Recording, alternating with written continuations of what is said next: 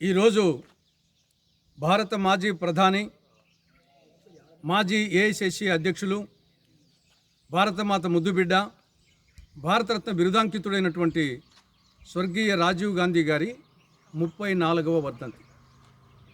34 సంవత్సరాల క్రితం ఇదే రోజు అంటే 1991 మే 21న తమిళనాడు రాష్ట్రంలోని శ్రీ పెరంబదూరు వద్ద ఎల్టీటీఈ ఉగ్రవాదుల దాడికి బలై పరమపదించారు, స్వర్గస్థులయ్యారు శ్రీ రాజీవ్ గాంధీ గారు. ఈ భూమి మీద కొన్ని వేల కోట్ల మంది పుడుతుంటారు, గిడుతుంటారు. కానీ వాళ్ళల్లో అతి కొద్ది మంది మాత్రమే ఈ భూమి మీద తమ శాశ్వత ముద్రంటూ వేయగలుగుతారు. వారే చరితార్థులు, వారే చరిత్రకారులు. అటువంటి అతి కొద్ది మంది కోవకు చెందిన చరితార్థుడు, చరిత్రకారుడు స్వర్గీయ రాజీవ్ గాంధీ.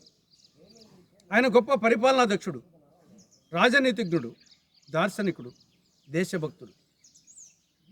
ఆయన యువత పక్షపాతి. జాతి నిర్మాణంలో యువతీ యువకులను ఎక్కువ మందిని భాగస్వాములు చేయాలి అన్న ఉద్దేశంతో ఓటు కనిష్ట వయోపరిమితిని 21 సంవత్సరాల నుండి 18 సంవత్సరాలకు తగ్గించినటువంటి యువ పక్షపాతి రాజీవ్ గాంధీ గారు. ఆయన మహిళా పక్షపాతి. జాతి నిర్మాణంలో మహిళలు ఎక్కువ మందిని భాగస్వాములు చేయాలనే ఉద్దేశంతో స్థానిక సంస్థల్లో 33% మహిళలకు రిజర్వేషన్ కల్పించినటువంటి మహిళా పక్షపాతి శ్రీ రాజీవ్ గాంధీ గారు. 73, 74 రాజ్యాంగ సవరణ చట్టాల ద్వారా పూజ్య బాపూజీ కళ్ళు కన్న గ్రామ స్వరాజ్య సాధన కోసం స్థానిక సంస్థలకు రాజ్యాంగ ప్రతిపత్తి కల్పించినటువంటి మార్గదర్శి రాజీవ్ గాంధీ గారు.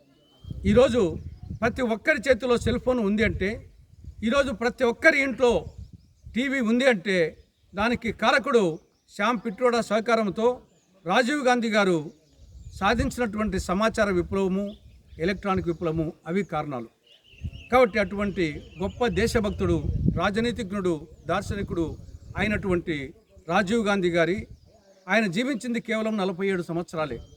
కానీ ఈ స్వల్ప కాలంలో ఆయన తన శాశ్వత ముద్రంటూ వేశాడు. ఆయన జీవితం ప్రతి కాంగ్రెస్ కార్యకర్తకు, ప్రతి ఆంధ్రునికి, ప్రతి భారతీయునికి ఆదర్శం, అనుసరణీయం, మార్గదర్శకం, స్ఫూర్తిదాయకం.